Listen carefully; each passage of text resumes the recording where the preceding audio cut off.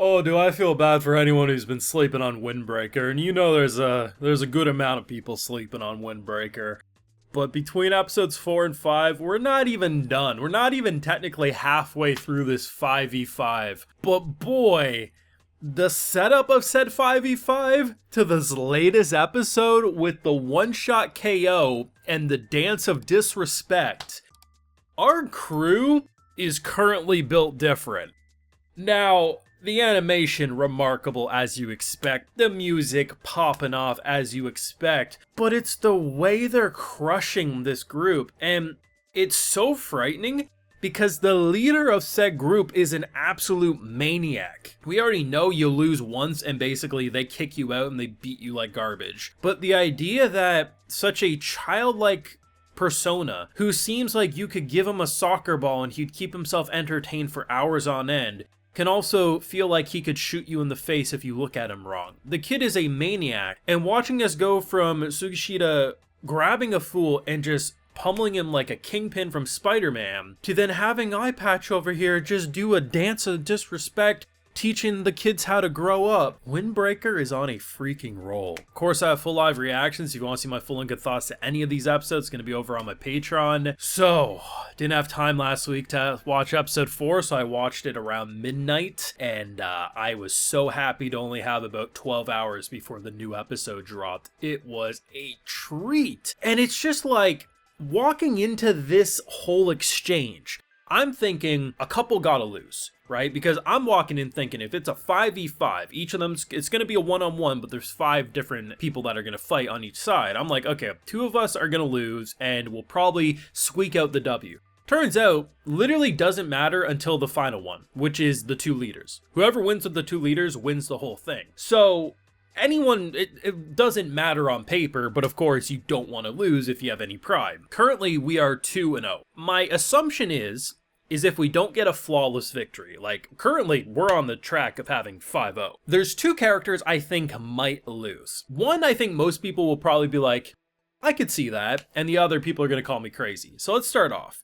Sakura has the potential to lose. There's 2 reasons for this. One, he's new, so they might want to humble him early to show that he still has a long way to go. However, at the same time, letting him win might be a really good point to get him already at a powerful level. So I don't think he'll lose, but there is the shot for him losing. I think out of anyone, I could see something like this happening. But the other one, Umemiya. Now here's the thing. Gojo over here, you know, same voice actor, another white-haired character. This is what he's been doing since Sealed Away in JJK. I'm gonna make sure I milk that joke until the day I die. I think he'll win, but at the same time, could you imagine we get 4-0 and then he ends up losing, and it really flexes that even if we're stronger than everyone else in their little gang here, the leader is such a psychopath we're not. That is a possibility.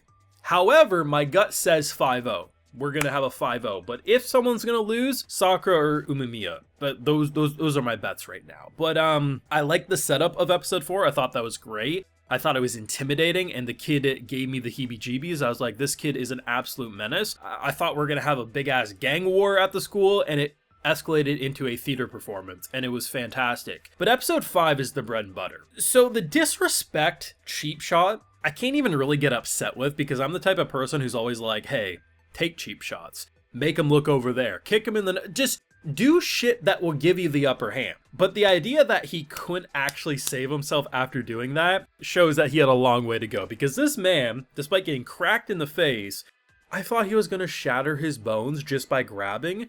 And that face pummel, man, even though I'm 100% sure the guy's not dead, every part of my body wants to say he killed that guy. His lifelessness after getting his neck and skull impaled into the wooden floor.